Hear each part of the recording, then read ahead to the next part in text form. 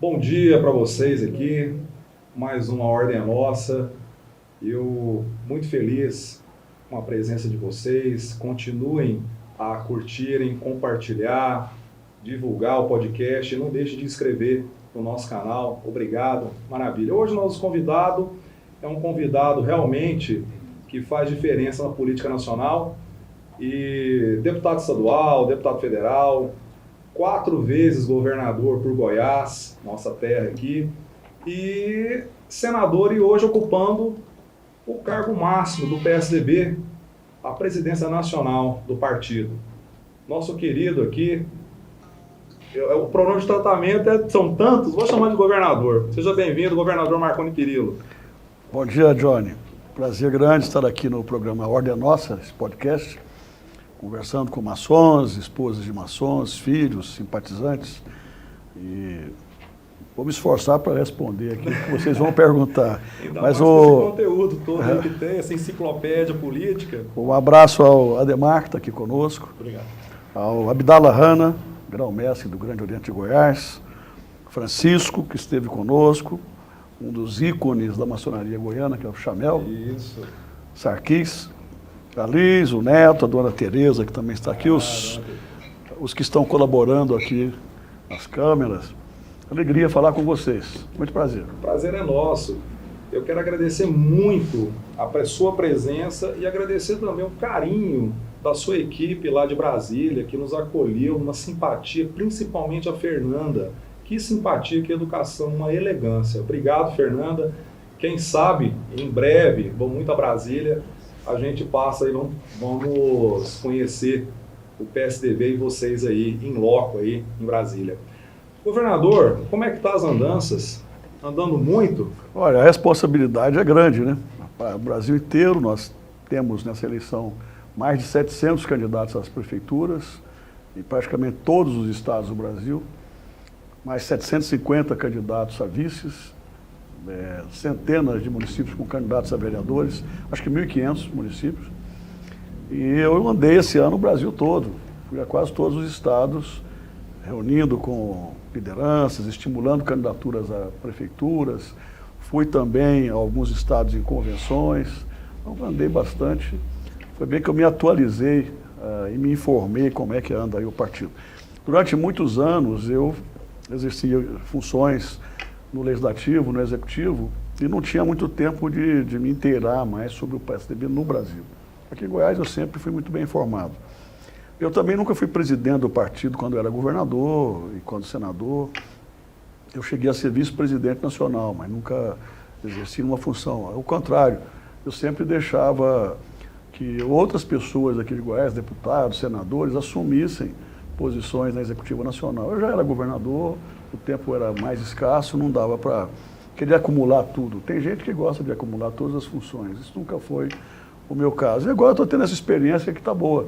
Como eu não tenho mandato nenhum de governador, senador, deputado, eu tenho mais tempo para me dedicar às coisas do partido. Eu tenho cargo mais administrativo. Eu tenho feito isso com muita atenção, com muita cuidado e com muito trabalho. Tudo que a gente vai fazer na vida tem que fazer bem feito. Eu procuro fazer as coisas de forma que é necessário, fazer direitinho. O PSDB ele começou ali no final da década de 80, da redemocratização do país, e depois já teve um presente enorme com a eleição do Fernando Henrique Cardoso, que nos proporcionou essa ruptura macabra daquela inflação louca, que nos presenteou com essa estabilização da moeda. E pouco tempo depois, o senhor entrou como governador, o governador, um dos mais jovens talvez, ou mais jovem, o governador de Goiás, e o partido teve uma dimensão política de referência que não se discute. 18 estados houve governadores, dezenas de deputados estaduais, federais, senadores, e teve uma ascensão indiscutível. Mas aí teve um declínio. Isso aí também a gente não discute, esse declínio. Hoje compõe 3 governadores, né? 2 Eduardos, não é isso? Mato Grosso do Sul, O Eduardo Leite, Rio Grande do Sul, e a Raquel Lira, Pernambuco. E um senador. Na verdade, um senador. Exatamente. Acho que são 13 deputados federais, se não me engano. A federação tem 18, com cidadania, mas o PSDB tem 13. Maravilha. Jogaram para o senhor porque o senhor realmente tem essa capacidade, essa experiência política. Está indo, está caminhando. Eu até vi uma reportagem falando que política é um poço que tem uma mola lá no fundo. É o único lugar onde fundo do poço tem mola. Isso. E aí, o que o senhor me conta? O partido, ele está realmente ascendendo novamente na sua gestão? Porque parece que sim. Melhor escolha não haveria, eu acho que não tem. O que o senhor me diz? Não é uma tarefa fácil, mas eu tenho me dedicado para valer a reconstrução do partido, começando praticamente eu não diria do zero, porque um partido que tem 3 jovens e bons governadores, claro, não pode dizer que está saindo do zero. Também temos deputados da mais alta qualidade, prefeitos em muitos lugares, então eu não diria que está começando do zero.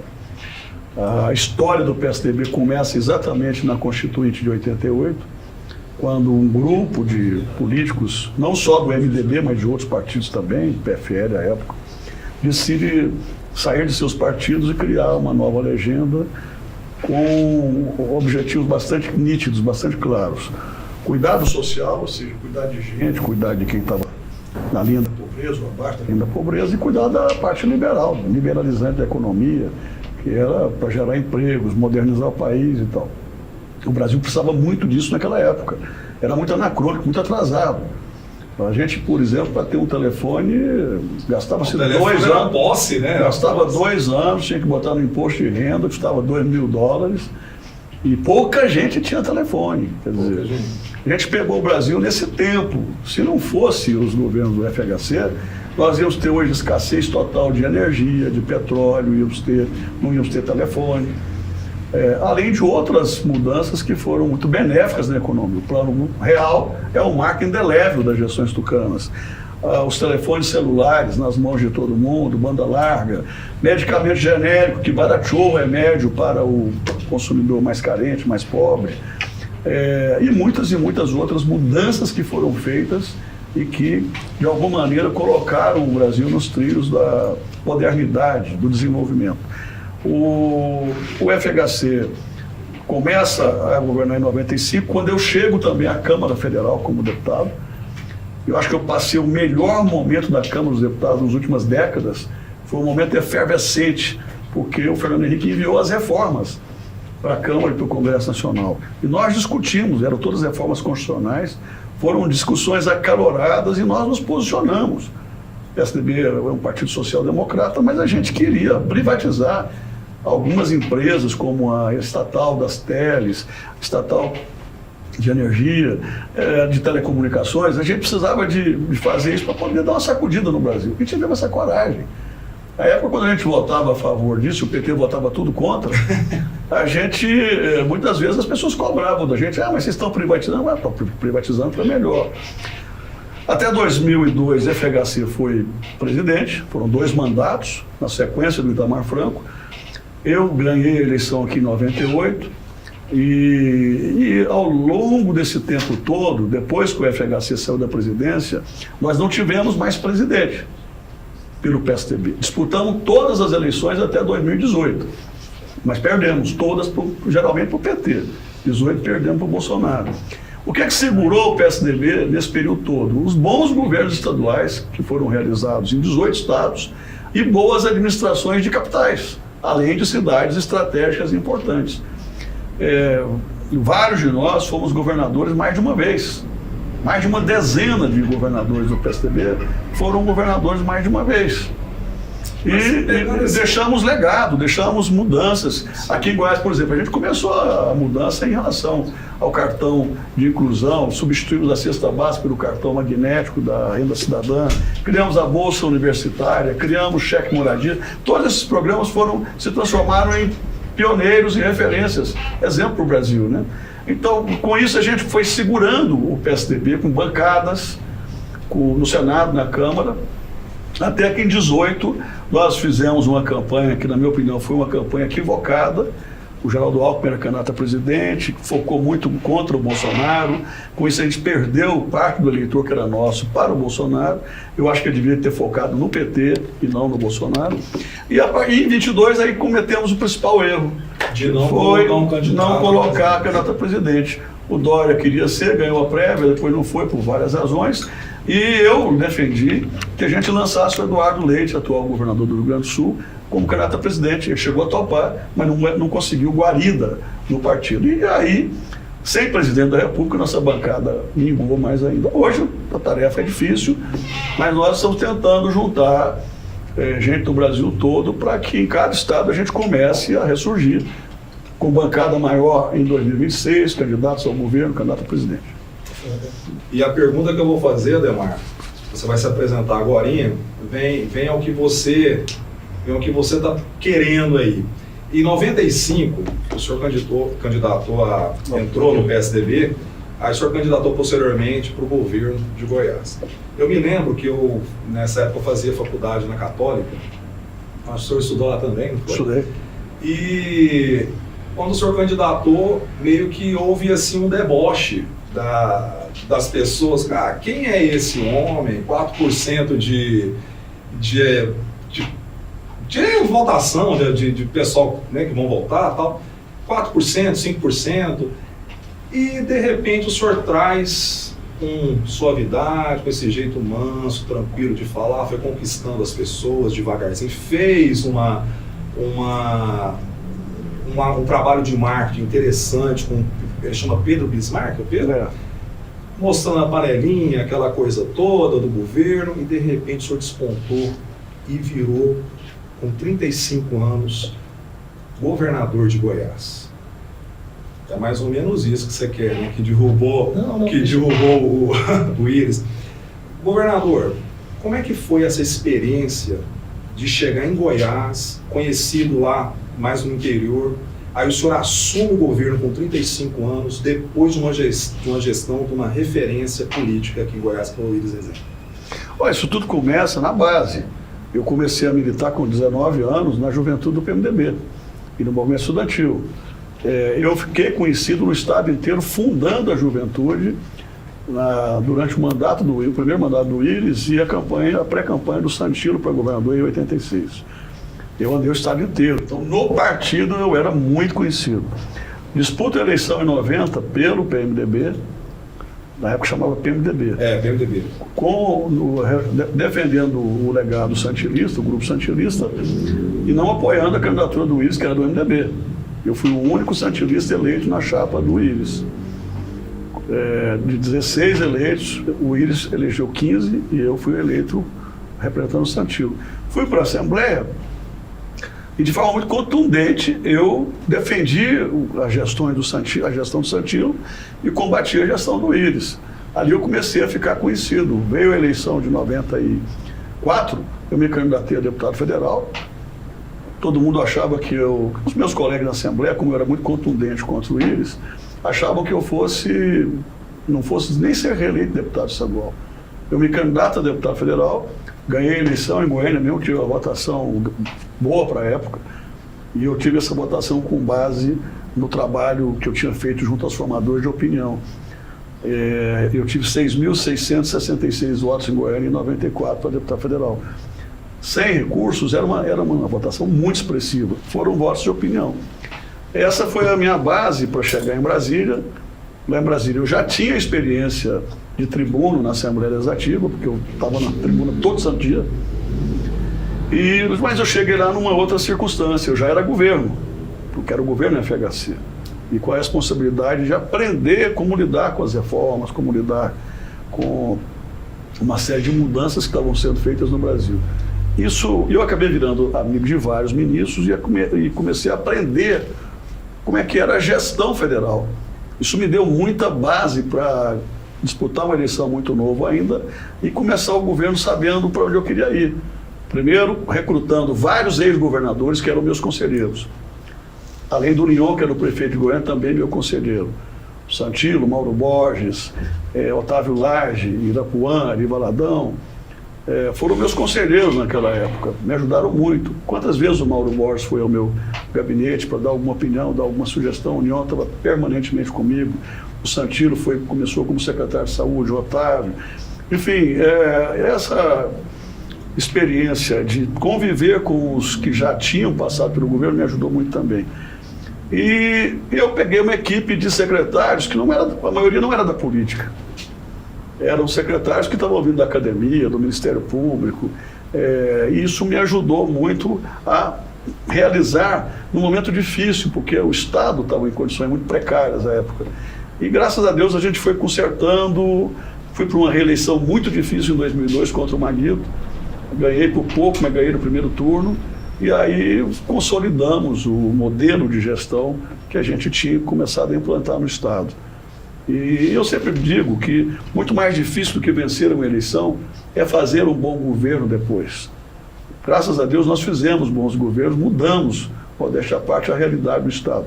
Só não enxerga isso quem não quer enxergar ou quem é mais novo e não participou de toda aquela mudança que a gente realizou. Pode falar. O governador pega esse gancho sobre grupos políticos. Eu faço a seguinte análise. O Íris conseguiu adentrar no grupo político do Pedro Ludovico.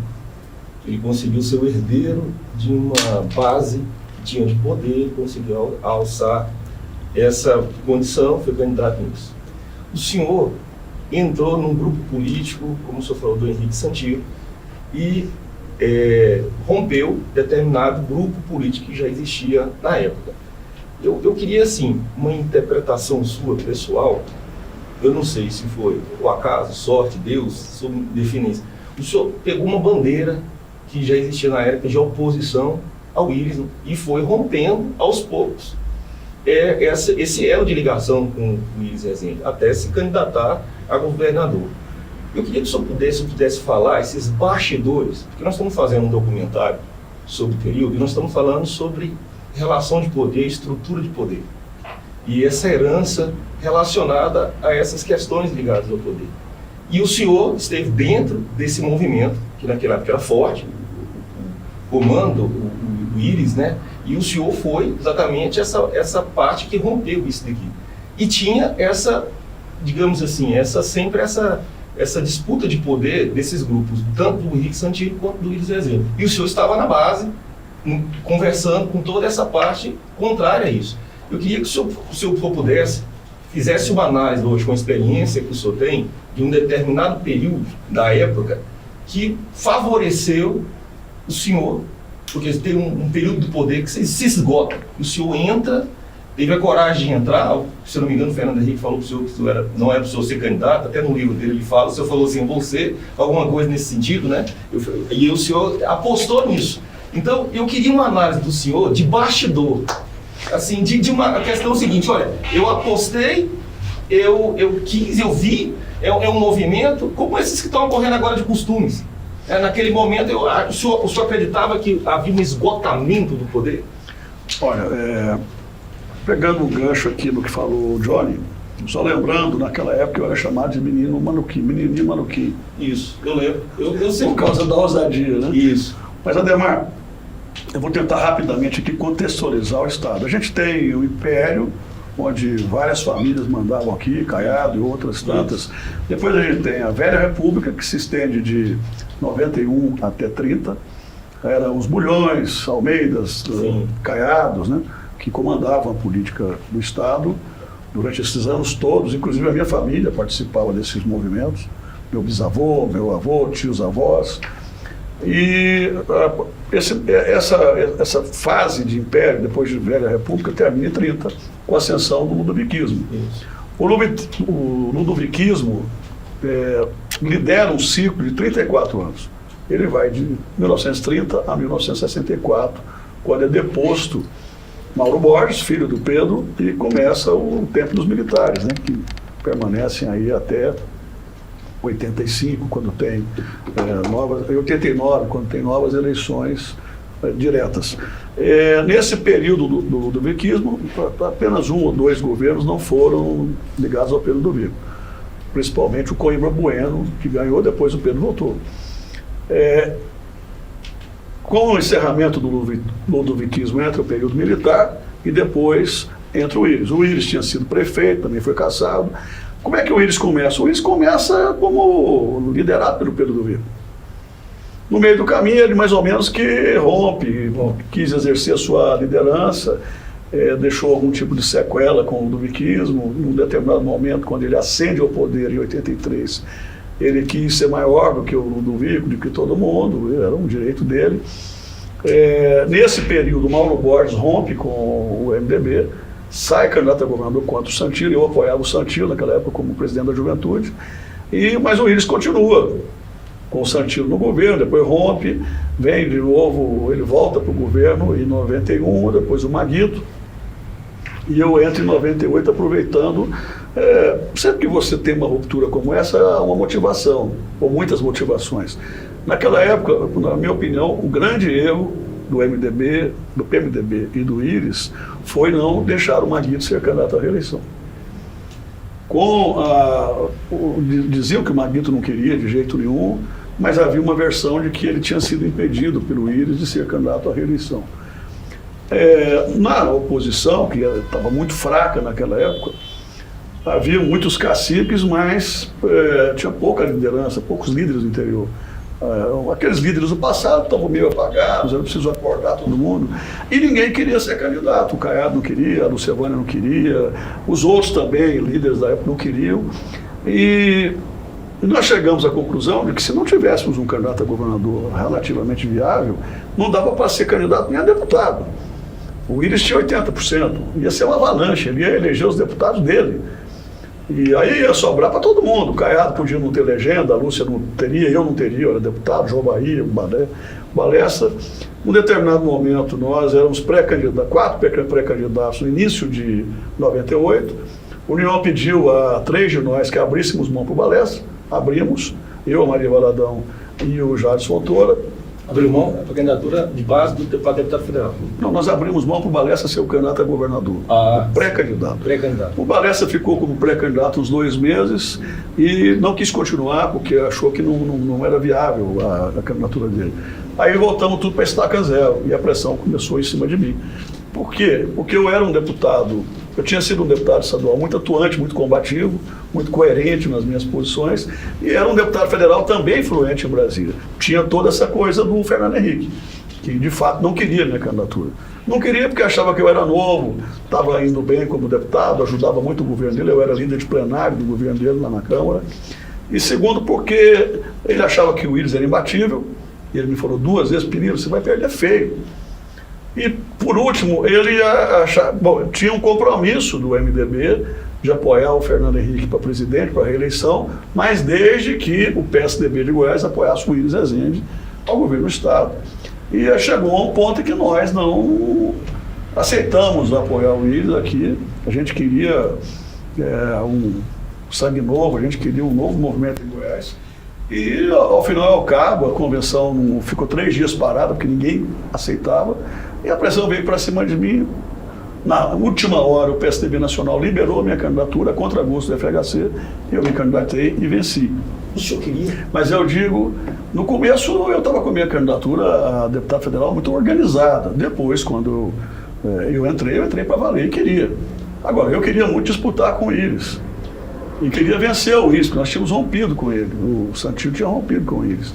E aquela foi uma grande oportunidade que eu tive de apresentar um projeto para o Estado, de debater com ele algumas vezes, e até porque também ele não foi em todos os debates, mas onde foi possível eu debati. E aí venci a eleição numa situação difícil, porque muitas folhas em atraso, fornecedores, o Estado não tinha capacidade nenhuma de endividamento.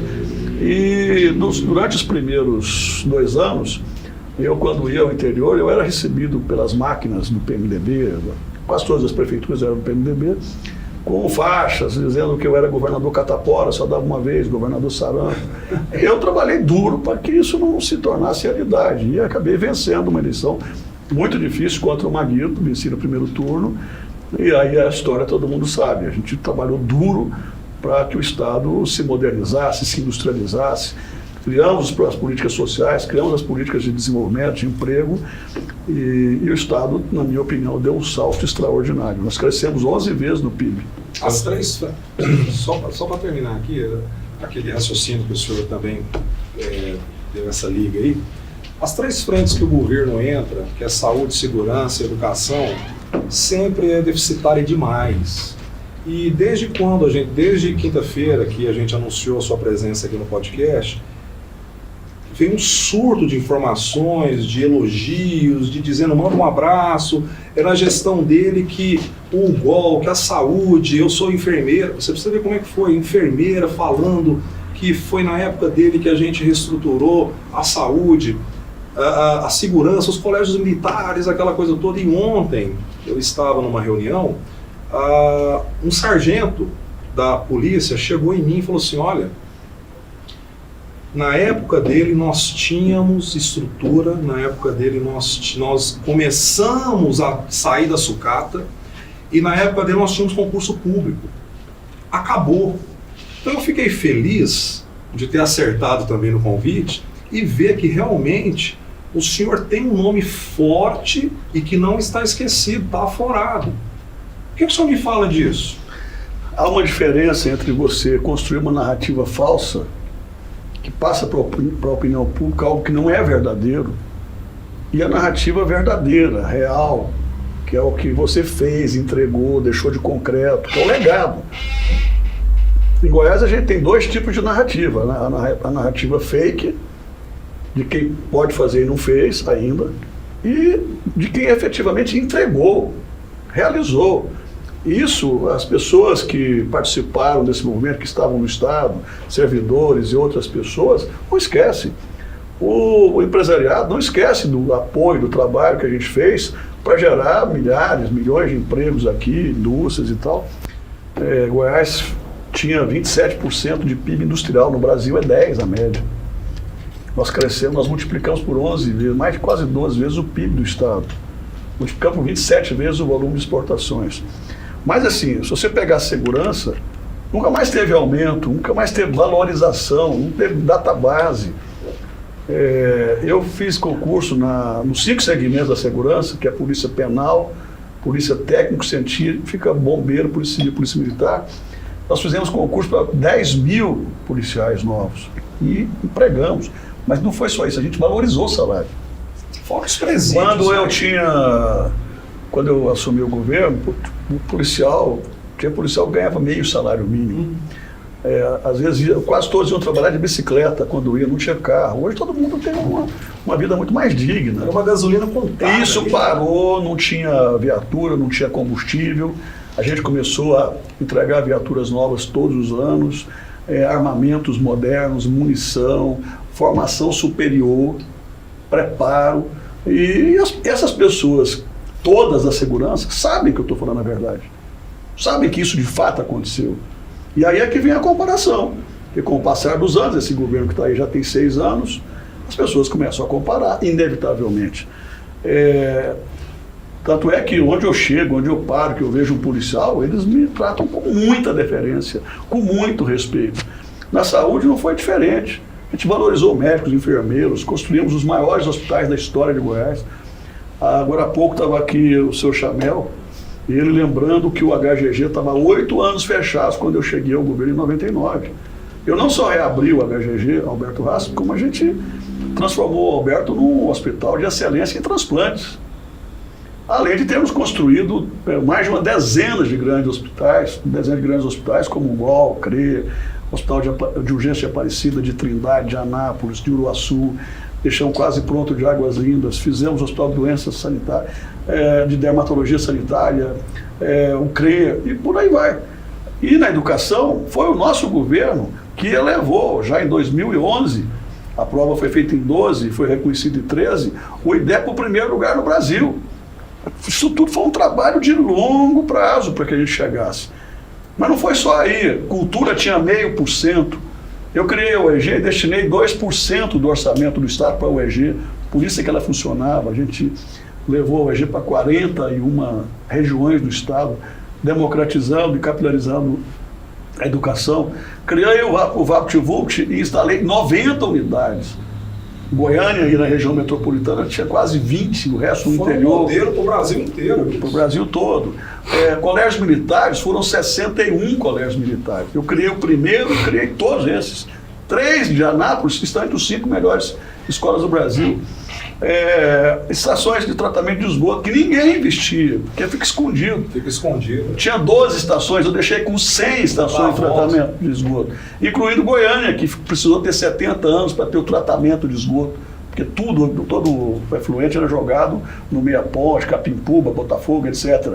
E fizemos a maior obra de toda a história de Goiânia, que foi a barragem do João Leite, o sistema Mauro Borges.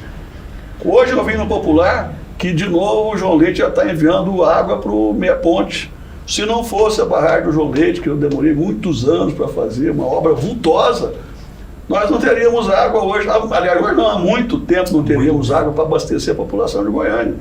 Além das duplicações de todas as estradas, reconstrução de 6 mil quilômetros de estradas, 5 mil quilômetros de rodovias novas, enfim, a narrativa verdadeira é a do fato que realmente foi criado nos governos que a gente realizou. O resto é balela, é conversa fiada. O CRER é o primeiro hospital de reabilitação do país. Uma unidade, Secretaria do Estado, aí você coloca o GOL, Renda Cidadã, Bolsa Universitária, Cheque Moradia, Colégios Militares, Barragem João Leite. É tanta coisa que a gente vai puxando, a gente não tem essa dimensão, porque é tanta informação. E você vai vendo as coisas picadas na televisão, quando junta, é muito trabalho. Ô Johnny, eu fico assim, prestando atenção e fico imaginando como é que as pessoas têm o tipo de criatividade para criar uma narrativa falsa. Eu tenho meia página Eu aqui. vejo aí o governo atual vai lá no autódromo, nos 50 anos. O senhor reformou lá. Reconstruir. Nós derrubamos quase tudo, fizemos de novo. E passa uma imagem que parece que o Eto fez. Vai no Centro Cultural Oscar Niemeyer, que nós fizemos. Também. Vai no Estádio Olímpico, a mesma coisa. Eu tenho meia página. O Estádio Olímpico estava no zero. Vai lá na barragem João Leite, parece que quem fez a barragem do João Leite foi agora. Não tem planejamento nenhum, não fizeram nada, eles não dão conta de gastar o dinheiro do agro. Criaram uma taxa imoral do agro, que é uma vergonha. O agro passa por muitas dificuldades, é quem sustenta o Estado e o país nas costas. Criaram uma taxa esdrúxula e não dão conta de gastar a taxa. Governador, você quer fazer uma pergunta? Minha temática é muito limitada. É meio diferente, mas eu só vou terminar do raciocínio dele aqui, porque é o seguinte, o senhor está falando, mas eu tenho algumas, é muita coisa, tem que ser 4, 5 programas para falar de tanto conteúdo com uma pessoa, com um currículo político desse, não dá para falar tudo. Mas eu queria perguntar uma coisa assim. Essa pergunta, o Adhemar sabe disso, eu fico numa dúvida de que lado o PSDB está. Quando a gente vê uma política liberal... Eu vou complementar, posso? Pode. Quando você vê uma política liberal, fala assim, não, ele é de direita. Quando você vê o assistencialismo, aquela coisa de ajudar, mais pro lado do lado de assistencialista mesmo, mas não no sentido pejorativo que eu estou dizendo. Aí falou, não, ele é de esquerda. Aí quando vê que não é nem Lula, nem Bolsonaro, não, ele está mais no centro. Como é que define o PSDB, governador? Então deixa eu só complementar essa pergunta. Governador, assim, tem a ver comigo. Eu ia fazer a pergunta do senhor, o que o senhor deve-se à sua eleição em 98? O que o senhor atribui que senhor? Eu ganhei mais por conta de uma campanha exitosa publicitária, etc. Mas no gancho seu, essa ascensão de costumes que existe hoje, ela deixou abaixo determinadas pautas que antes existiam. O PSDB rompia, era do Fernando Henrique, o Plano Real é a bandeira maior do PSDB que alavancou todo o status quo do PSDB. Hoje, nessa questão de direito, os costumes não está deixando determinados partidos pequenos. Por exemplo, qual é a bandeira hoje para entrar nessas disputas ideológicas? O partido envelheceu, como muitos dizem, está sem uma identidade, porque determinadas pautas, todos os partidos têm um pouquinho delas, com a diferença dessa disparidade que existe de costumes. Hoje você tem uma questão de direito, eu defendo uma determinada pauta. Essa pauta é conservadora, essa pauta é da religião, enquanto que a esquerda continua, assim, melindrosa em defender determinadas pautas, mas contempla aí uma identidade. O PSDB, que, digamos assim, teve um mate como no Fernando Henrique, que tem uma social-democracia, que tem o José Serra, o senhor, o Alckmin, que todos tiveram essa parte. Está em cima do muro, como as pessoas fazem, nessa pauta de costumes. Como o PSDB se define nessa pauta de costumes hoje? Olha, primeiro respondendo ao Johnny, o PSDB nasceu no seu estatuto, no seu DNA, na sua certidão de nascimento, nosso programa está bem claro. O partido vai defender o liberalismo na economia, mas vai defender também a social-democracia no que tange a inclusão social, a redução da pobreza. Não tem cabimento você fazer gestões que vão cuidar de mais emprego, mais indústria, mais fortalecimento da economia, equilibrar a economia como o Plano Real, se você não cuidar de pobre, de reduzir a pobreza, de dar... Quem começou isso tudo fomos nós. Então, no nosso DNA está lá, o partido é um partido social-democrata, comprometido com democracia, com o social, no sentido de reduzir a pobreza, e comprometido com emprego, com a economia de mercado, que foi o que a gente fez. Bom, respondendo à pergunta do Ademar, nós, do PSDB, fomos o partido que mais combateu o PT em toda a sua história. E aí, Ademar, há um desconhecimento em relação às nossas posições. Quem enfrentou o PT em 94, aliás, em 89, foi o Covas. Ganhou o Collor. Quem enfrentou o PT e ganhou do PT no primeiro turno em 94 foi o FHC. Quem enfrentou o PT e o Lula em 90 foi o FHC, o PSDB. Depois nós enfrentamos o PT em 2002, 2006, 2010, 2014, nós quase ganhamos a eleição com o Aécio, em 2018. Então, nós temos um histórico de oposição ao PT. Aqui em Goiás, ninguém fez mais oposição ao PT do que eu como governador. Em 2010, eu quase perdi a eleição para o Íris, porque o Íris estava com o Lula no auge do Lula. Hoje, muita gente xinga o Lula, esculhamba o Lula. Naquela época, o Lula tinha 80 e tantos % de aprovação. E eu aqui era o patinho feio, porque eu era o único que tinha coragem de enfrentar o Lula. Eu ganhei por 5,9% aquela eleição de 2010, e o Lula estava aqui no palanque do Íris e na TV do Íris o tempo inteirinho. Aliás, o MDB de Goiás virou lulista em 2002, quando eu enfrentei o Maguito. Desde 2002, o PMDB de Goiás, até agora, recentemente, sempre foi lulista. Eles apoiaram o Lula em 2002, 2006, 10, 14... 18. O que o senhor atribui nessa época? Então, assim, falar que o Lula estava na televisão do Íris em 2010, todos os santos dias me esculhambando. Sim. E eu fazendo oposição aí, como sempre fiz. Nós ganhamos aqui em 2010, 14 com 50 e tantos %, em 2014 com 60%, ganhamos da Dilma. Então há um desconhecimento quando fala, mas o PSDB é esquerda, nada disso. Porque o Fernando Henrique falou que ia votar no Lula. Mas é direita? Em 2000, o PSDB é um partido social-democrata. Eu diria que hoje ele está mais na centro-direita. Mas é um partido de equilíbrio. Não adianta a gente ficar puxando para um lado ou para outro. Chato, né? Chato. Hoje está todo mundo... Essa radicalização é uma bobagem. Eu governei 4 vezes com pessoas competentes que eram da direita, que eram de centro-esquerda, que eram de centro. Eu governei com gente de todo lado. A gente tem que torcer para convergia. Eu pegava na universidade o que havia de melhor, não perguntava qual era o partido. Eu perguntava quem me ajudaria a trazer resultados para as pessoas. E por isso que as coisas aconteceram. Porque eu governei sem ficar preocupado em saber qual era a posição do A, do B ou do C. Tem um monte de gente que trabalhou comigo que é de extrema-direita, ou de direita, de centro-direita, outros que são de esquerda, mais de centro-esquerda ou de centro. Mas a gente fez governos equilibrados e de resultados. Governador, pode falar.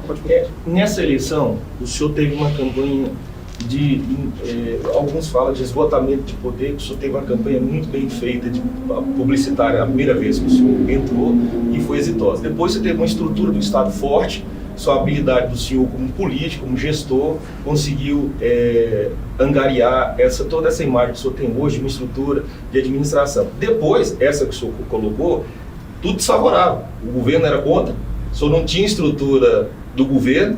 O Íris era apoiado pelo o governo Lula na época e o senhor conseguiu derrotar com toda essa conjuntura.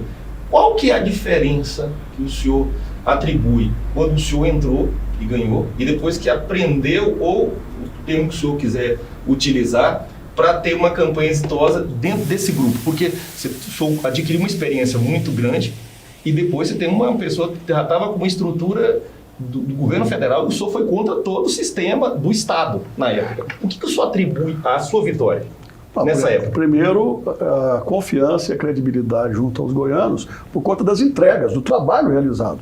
Era notório, era nítido o trabalho que foi feito. E eu tenho toda a facilidade do mundo de debater com qualquer político de Goiás e dizer o que você fez. E falar o que eu fiz, o que nós fizemos nos nossos governos. Mas eu diria que as entregas, o trabalho feito, realizado, foi fundamental.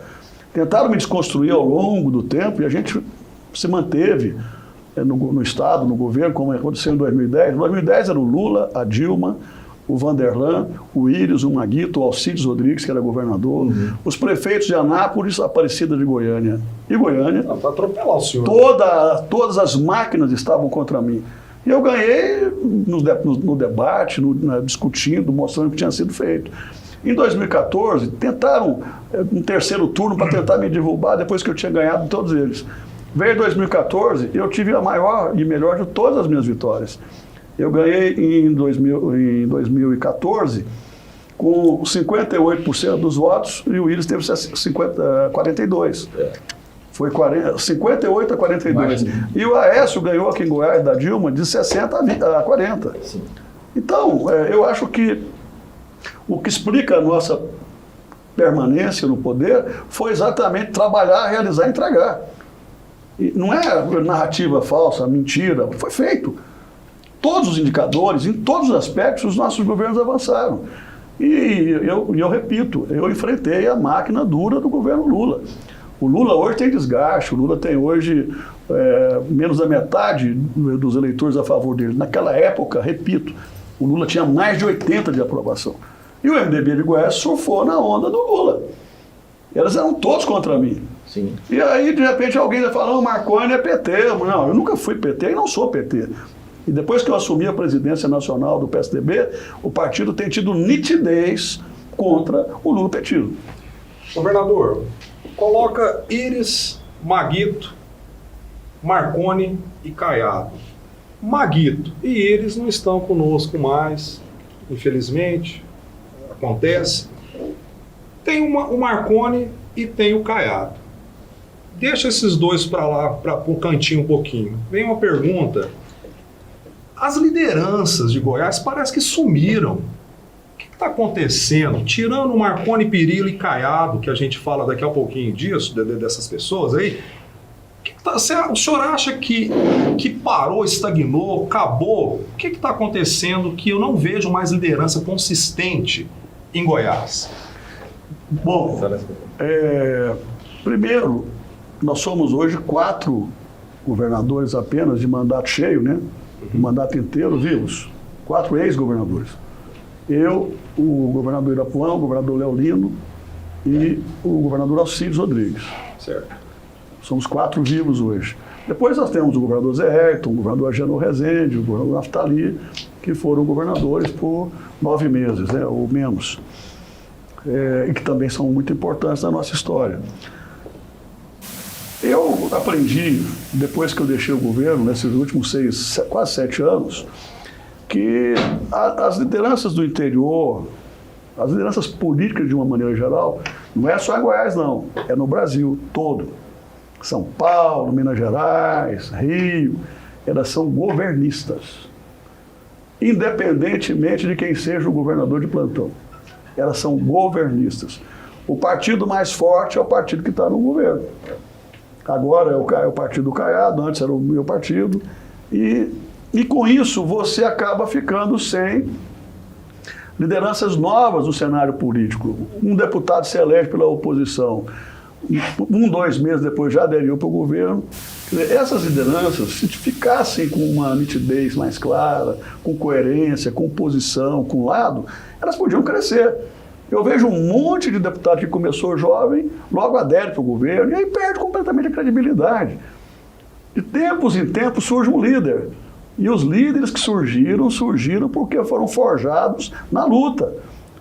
Você pega o Pedro na luta contra o caiadismo naquela época, depois o Íris na luta contra os militares, depois eu na luta contra o Íris, o Caiado na luta contra o nosso grupo. Fomos os que surgimos em Goiás, líderes que realmente lideraram por muito tempo, mas porque tiveram posição. Mas, governador, aproveitando isso, né? Todas essas citações suas saíram dentro de uma estrutura de base. O grupo, a estrutura é a mesma. Só se destaca determinadas pessoas com essa capacidade de gestão, de liderança, como o senhor. O senhor, ele se destaca, mas a estrutura é a mesma. Ele pega um líder aqui, ele está dentro do grupo, ele rompe, mas volta para o grupo. A própria conceito que o senhor falou, está todo mundo acoplado ali dentro, é a mesma base social, política, só a mudança, digamos assim, do gestor.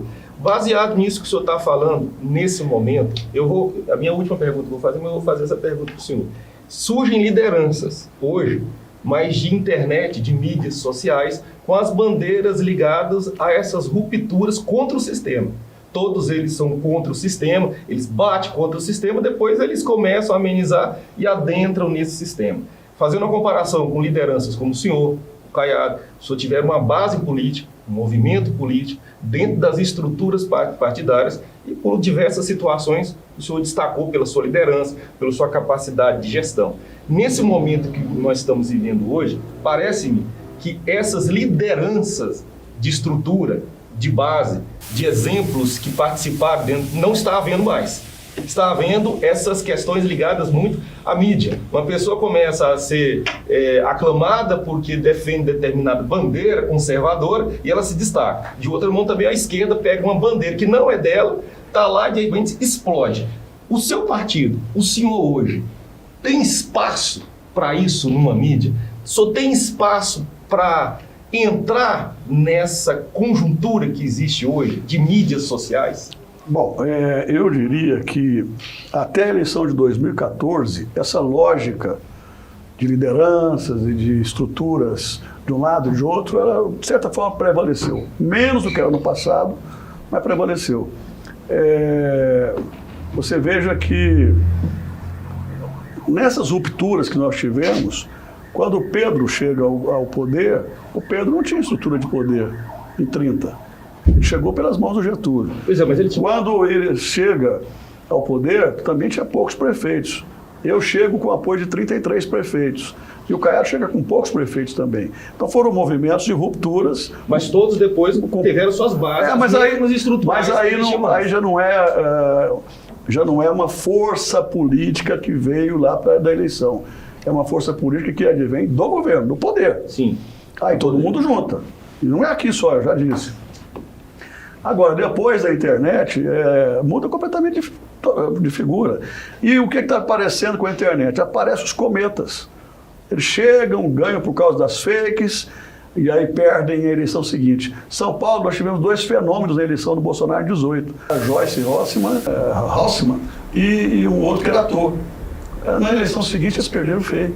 A Janaína Pascoal deixou de ganhar a eleição também. E em vários outros cantos, as pessoas que não têm uma consistência política maior, acabam que passam e depois ninguém nem se lembra mais. Eu não sei se eu estou preparado para isso, o partido está preparado para esse tipo de movimento de internet. Nem quero. Eu prefiro continuar. Claro que tem que usar a internet, tem que aparecer na internet, mas aparecer de forma consistente, apresentando um projeto que depois seja execuível, com o passado, com o presente, com o futuro.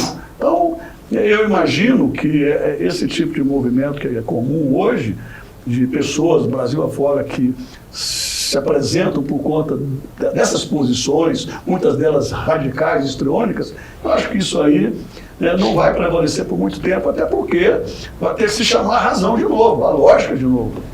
Ô governador, o tempo é muita coisa, o tempo está realmente findando aí. Eu quero fazer umas perguntas ao senhor muito rápido, o senhor também responde muito rapidamente, para não atrapalhar a sua agenda. Uma delas é o seguinte, eu vi o senhor conversando ali com o Datena e tal, do que aconteceu ontem em São Paulo. O senhor acha que o candidato vou colocar o nome aqui, o Paulo Marçal, é um arruaceiro, é uma pessoa séria, é um aventureiro? O que o senhor me fala dele? Do que aconteceu ontem? Eu acho que em São Paulo o que está acontecendo é que o nível da intolerância verbal, física, chegou ao extremo. Eu acho que está beirando a barbárie. Tá chato, né? O desrespeito, a forma como as coisas estão acontecendo lá. Ainda bem que isso não está acontecendo aqui. Eu, por exemplo, estou apoiando um candidato, o Matheus Ribeiro, eu acho que ele vai vir está saindo super bem nos debates, nas entrevistas e tudo de forma respeitosa. É necessário, não é só possível, é necessário fazer essa política com decência, com respeito às pessoas, com respeito às outras opiniões. Eu sempre fui assim. Eu debati dezenas de vezes com eles, com um amigo. Ninguém nunca viu essa baixaria. Eu debati dezenas de vezes com os meus adversários, principalmente com eles. Eu saía dos debates, ele me respeitando, eu respeitando a ele. Encontrei centenas de vezes com eles, o ex-prefeito de Goiânia, o governador do estado. Isso que eu ia falar, governador e prefeito. E era um respeito total. O Marquinhos foi 6 anos prefeito de Aparecida, eu, governador do estado. Nunca houve desrespeito da minha parte em relação a eles, nem deles comigo. Quando tinha eleição, tudo bem, cada um colocava a sua posição, sua opinião, os debates eram meio acalorados, mas isso não pode ser regra. Isso é exceção, e é exceção exatamente no tempo da eleição. E mesmo no tempo da eleição é preciso ter respeito, porque eleição não é ringue. Eleição é um espaço para você discutir e debater democraticamente ideias. Governador, eu sei que o senhor não é muito simpatizante do atual governador de Goiás. O que o senhor vê do que está acontecendo rapidamente aqui para a gente, a posição dele partidária? Você vê que ele teve alguns problemas ali, pende para um lado, pendeu para o outro em relação ao Bolsonaro. Fala para mim um pouquinho dessa relação do Caiado com o senhor. Olha, eu não quero ficar falando de adversário, porque o Caiado não trata a gente como adversário, como inimigo. Ele cria fake, cria narrativa falsa, mentirosa, se apropria de coisa que a gente fez. Até aí tudo bem, eu acho que o que é dono, o bicho não come. Não adianta, o que a gente fez, ninguém esquece, ninguém vai esquecer. É fácil lembrar.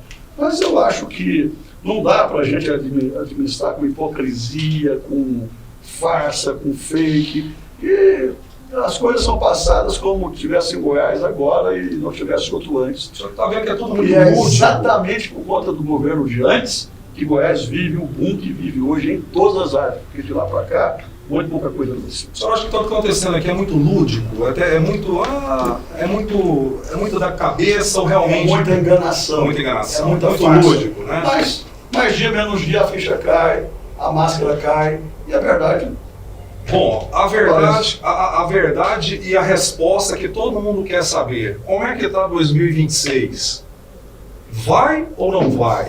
Vamos esperar passar 24 primeiro, chegar a 25 e vamos fazer as avaliações necessárias. Agora mesmo nessa eleição, Ademar, muitas pessoas queriam que eu me candidatasse a prefeito de Goiânia. Eu transferisse o meu domicílio de Palmeiras para cá. Eu não quis por várias razões, principalmente porque eu vi pregando renovação na política. E essa era uma grande chance de a gente trazer uma novidade para a eleição. E a gente trouxe o Matheus Ribeiro, que está se apresentando como um excelente candidato. Ele vai vir semana que vem, é isso? O Matheus? Confirmou? Está confirmando? Vou te falar agora, vou só fazer a última aqui, porque senão vai bater em mim ali. Governador, 2014, o senhor encerrou 2014, só que muita gente não votou ainda. Muitos adolescentes foram votar depois, ou se não vai votar a primeira vez agora, 2024, 2026.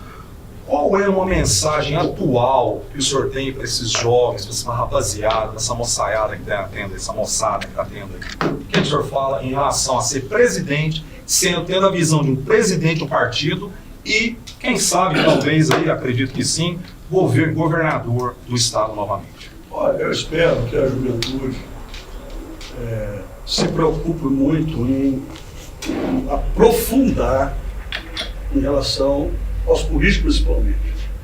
Esmiuçar, tentar descobrir efetivamente a essência. O que fizeram quando tiveram a oportunidade de fazer, e não fizeram, ou fizeram. O que pensa cada político. Quem é que tem consistência para efetivamente fazer a diferença.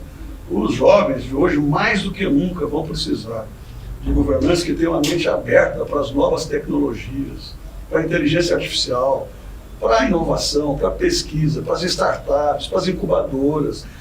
É alguém que realmente se preocupe em colocar nas mãos dos jovens ferramentas de internet que efetivamente os capacite para ocupar o mercado de trabalho. Com a inovação, com a robótica, com a inteligência artificial, cada vez menos os jovens vão ter oportunidade de trabalho. Então esse é um desafio. Urbanismo inteligente, cidades inteligentes, estados inteligentes, máquinas governamentais inteligentes, para que todos esses avanços que vão tirando cada vez mais o homem e a mulher do mercado de trabalho possam ser recuperados. Acho que o grande desafio é esse. E o outro desafio é fugir do populismo de direita, de esquerda, seja o que for. Fugir do radicalismo, buscar a sensatez, o equilíbrio, as pessoas que tenham caráter, as pessoas que efetivamente tenham condições de olhar nos olhos das pessoas com a segurança de quem está falando a verdade, de quem está pensando no melhor para o seu país, para o seu estado, para o seu município. Ademar, rapidamente, por favor. Eu vou finalizar. Governador, grandes políticos, Getúlio Vargas, Juscelino Kubitschek, Íris, o senhor, o Lula, passaram por adversidades. Lá no alto do poder, viram o poder de perto e depois tiveram essas adversidades políticas, perderam o poder, tiveram a popularidade em baixa. O senhor, nesses momentos das suas adversidades, que lição o senhor, assim, levou para a vida quando o senhor esteve no poder e depois quando o senhor não esteve? Que reflexão como homem público e como pessoa o senhor tirou a respeito disso? Porque eu tenho algumas passagens, eu gosto muito de literatura. Acabei de ler uma bibliografia do Juscelino agora, estou terminando a coleção. E o senhor passou por esses momentos que esses grandes líderes passaram. Aqui em Goiás, quando o senhor passou por esse momento, naquele momento e hoje o momento, qual a reflexão que o senhor tira disso? Olha, os dois estadistas, na minha opinião, fora o Fernando Henrique, foram o Getúlio, que suicidou por conta da política, e o JK, que morreu em circunstâncias dificílimas. Que foi proibido de descer em Brasília, que construiu. Então, foram absolutamente perseguidos.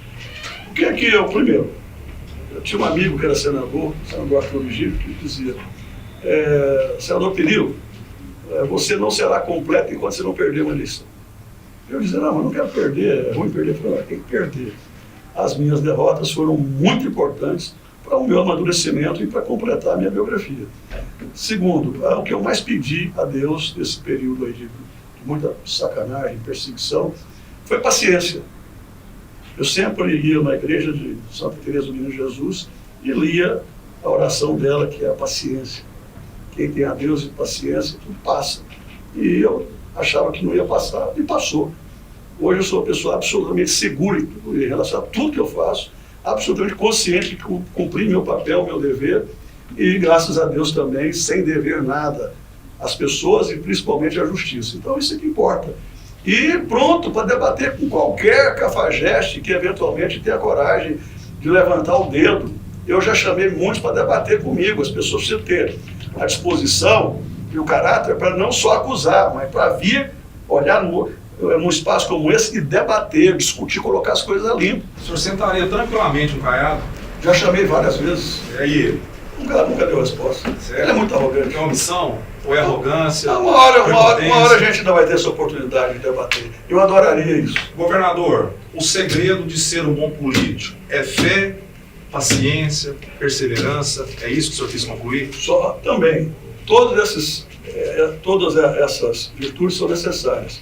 Mas eu sempre gostei de dizer, quando eu era governador, que só há um lugar onde o sucesso chega primeiro no que eu trabalho, que é no dicionário. Então é trabalho, perseverança, paciência, criatividade, verdade, enfim, suor, energia. É isso que faz a gente ir adiante. Governador, quero agradecer a presença do Ademar Amorim, em especial a sua presença. Muito obrigado por dispor desse tempo. Eu sei que sua agenda é corridíssima.